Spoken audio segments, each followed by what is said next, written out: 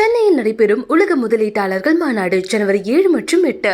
நம்ம family filter and developer private limited உங்கள் கனவுகள் நிறைவேறும் இடம்.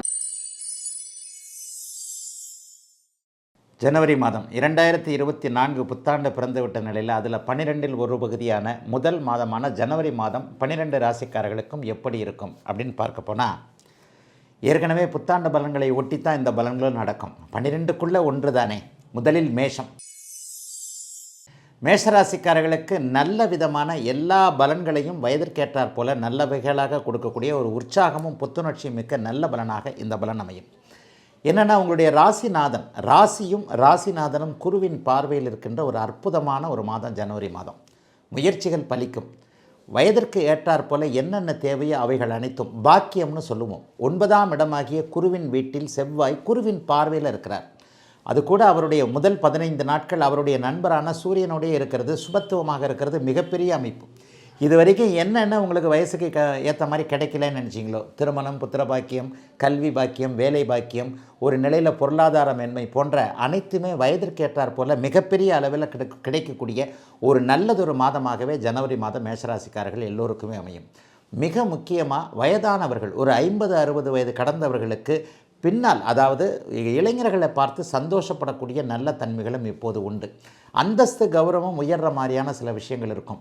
ஒரு மனம் சற்று புத்துணர்ச்சியோடு, ஒரு தெளிவான முடிவுகள் எடுக்கக்கூடிய தகுதியோடு, எது தேவை எது தேவையில்லை அப்படிங்கிறத தவிர்க்கிற விதமாக எல்லா அமைப்புகளிலும் ஆக்கத்திறன், ஊக்கத்திறன், செயல்திறன் போன்றவைகள் மிக தெளிவாக இருக்கக்கூடிய மாதமாகவே ஆண் பெண் இருபாலாருக்கும் இந்த மேஷராசிக்காரங்க எல்லாருக்குமே இருக்குது. கடந்த காலத்தில் சொல்லப்போனால் ஒரு 7-8 வருஷத்துக்கு முன்னாடி 2015, 16, 17 இந்த 3 வருடங்கள் தான் மேஷராசிக்காரங்க ரொம்ப பெரிய அளவில் துன்பங்களை அனுபவிச்சிங்க. அப்போ உங்களுக்கு அஷ்டமச்சனி நடந்துக்கிட்டு இருந்தது. அதுக்கடுத்து இப்போ ஒன்றும் பெரிய அளவில் கஷ்டங்கள்லாம் எதுவுமே இல்லைங்க. பிறந்த ஜாதக தசாபக்திகளின் அடிப்படையில் நல்லவைகள் நடந்து கொண்டிருந்தால் இப்போ நான் சொல்கிறத விட 2 மடங்கு நல்ல பலன்கள் நடக்கும். ஏனென்றால் 11ஆம் இடத்துல சனி இருக்கிறது, லாப இடத்துல இருக்கிறது. வழக்கு, வம்பு, கடன், நோய் போன்ற அமைப்புகளை, எதிர்ப்புகளை தவிர்க்கக்கூடிய ஒரு அமைப்பு. ஒரு தொட்டதெல்லாம் தொடங்கக்கூடியது. ஒரு கோர்ட்டு கேஸுன்னா கூட எல்லாத்துலேயும் ஒரு ஜெயிக்கக்கூடிய அமைப்பு. ஒரு இளைஞர் ஒரு இன்டர்வியூக்கு போகிறீங்க, உடனே ஒரு வேலை கிடைக்கக்கூடிய அமைப்பு. வேலை மாற்றம் இருந்தால் கூட ஒரு நல்ல விதமான மாற்றம். சமூக ஊடகங்களில் கொஞ்சம் பேர் எடுக்கக்கூடிய அமைப்பு. இணைய வழி நன்மைகள்லாம் எதிர்பார்க்குறவங்களுக்கு அதற்கேற்ற மாதிரியான வாய்ப்புகள் வரக்கூடிய மாதமாக இருக்கும்.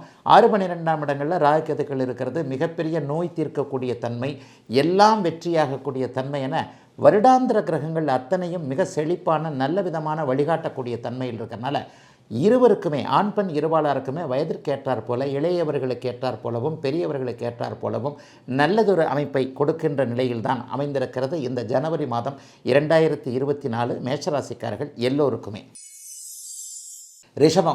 ரிஷபராசிக்காரர்களுக்கு ராசிநாதன் பெரும்பாலான நாட்கள் 8ஆம் இடத்துல மறைந்திருக்கிறார். அதே நேரத்தில் அவர் குருவின் பார்வையில் இருக்கிறார். 8-12ஆம் இடங்கள் சுபத்துவமாக இருக்குது. மறைமுகமான தனலாபங்கள் கிடைக்கக்கூடிய நல்ல மாதமாக இந்த மாதம் அமையும்.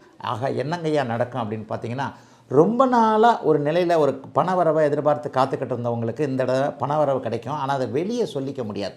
அதாவது பணம் வந்த விதம் நல்ல விதமாக இருந்தாலும் கூட கண் பட்டு விடுமோன்னு சொல்கிறோம் இல்லையா, ஒரு கண் திருஷ்டி வந்துடுது, அல்லது இவர் நம்மை பார்த்து பொறாமைப்படுவார் என்பதற்காக வருமானத்தை மறைக்கக்கூடிய ஒரு மாதமாக ஜனவரி மாதம்.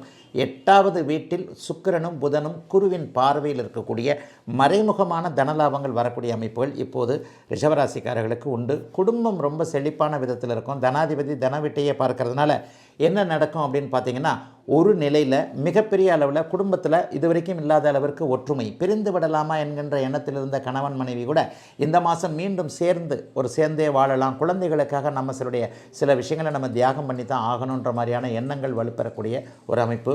மிக மிக முக்கியமாக வெளிநாடு போகணும், தூர இடங்களில் போய் படிக்கணும், வெளி மாநிலம் போக வேண்டும், இன்னும் ஒரு பாம்பே, டெல்லி போன்ற இடங்களுக்கு வேலைக்கு போகணும், அல்லது படிக்க போக வேண்டும். இந்த மாதிரியான எண்ணங்களில் தொலைதூர பயணங்களை எதிர்பார்த்து கொண்டிருக்கின்ற ரிஷபராசிக்காரர்கள் எல்லோருக்குமே அந்த தூர பயணங்கள் 8-12 சுபத்துவமாக அமைந்ததால் தூர பயணங்கள் அமைந்து வெளிநாடுகளுக்கு சென்று அதன் மூலமான நல்ல பலன்கள் இருக்கும். ஏற்கனவே வெளிநாட்டில் இருக்கக்கூடிய ரிஷபராசிக்காரர்கள் எல்லோருக்குமே மிகப்பெரிய நன்மைகள் இருக்கக்கூடிய அமைப்பு. கலைத்துறை, ஊடகத்துறையில் பணிபுரியக்கூடிய ரிஷபராசிக்காரர்களுக்கு இதுவரை கிடைக்காத அளவிற்கு நல்ல வாய்ப்புகள் கிடைத்து வருமானம் உள்ள ஒரு நல்ல மாதமாக 2024 ஜனவரி மாதம் கண்டிப்பாக உண்டு.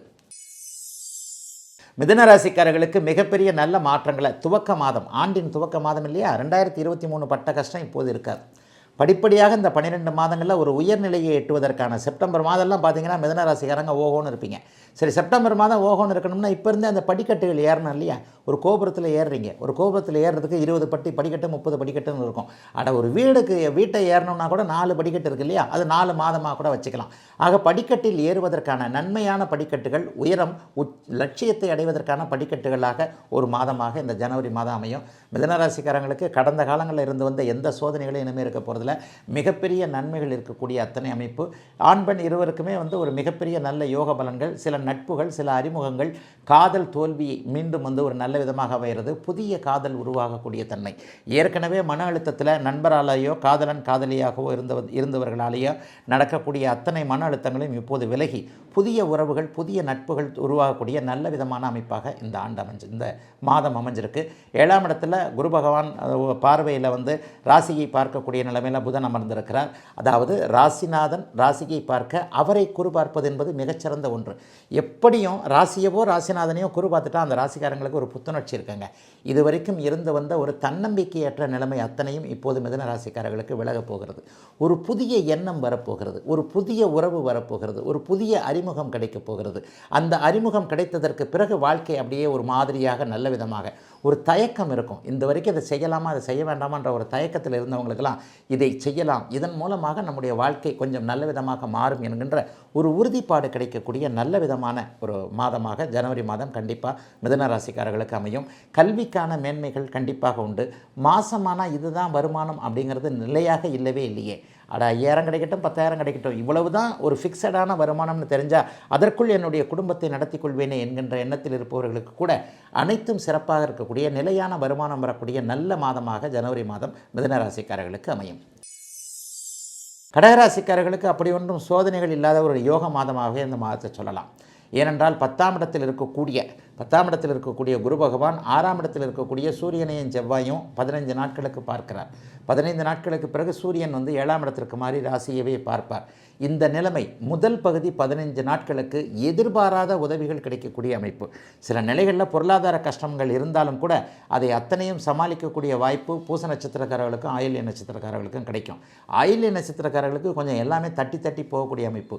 ஒரு இடத்துல கிடைக்க வேண்டியது 9 இடத்துல கிடைக்கக்கூடிய தன்மை, ஒரு முயற்சியில் கிடைக்கக்கூடியது 9 முயற்சியில் கிடைக்கக்கூடிய அமைப்புன்னு கொஞ்சம் தடங்கல்கள் இருந்தாலும் கூட மாதத்தின் 3வது வாரம் ஜனவரி மாதத்தினுடைய பிற்பகுதியிலிருந்தே உங்களுக்கு நல்ல விதமான பலன்கள் ஆயில்ய நட்சத்திரக்காரர்களுக்கு கண்டிப்பாக உண்டு. ஆயினும் என்ன, பொருளாதார பிரச்சனைகள் கொஞ்சம் இருக்கும். எந்த ஒரு விஷயத்தையுமே 1க்கு 4 முறை முயற்சி செய்தால் தான் வரும்னு சொல்லிட்டேனே.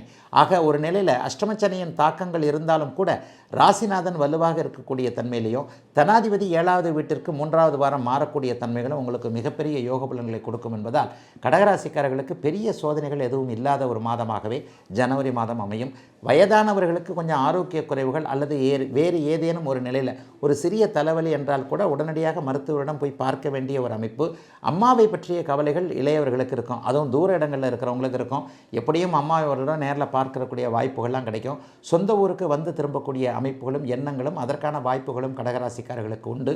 ஆகவே பல விஷயங்களில் முயற்சிகள் தேவைப்படுகின்ற ஒரு மாதமாக இருந்தாலும் மாதத்தின் இறுதியில் வெற்றிகள் கிடைக்கக்கூடிய நல்ல மாதமாகவே அமைந்திருக்கிறது கடகராசிக்காரர்கள் எல்லோருக்கும் இந்த 2024 ஜனவரி மாதம்.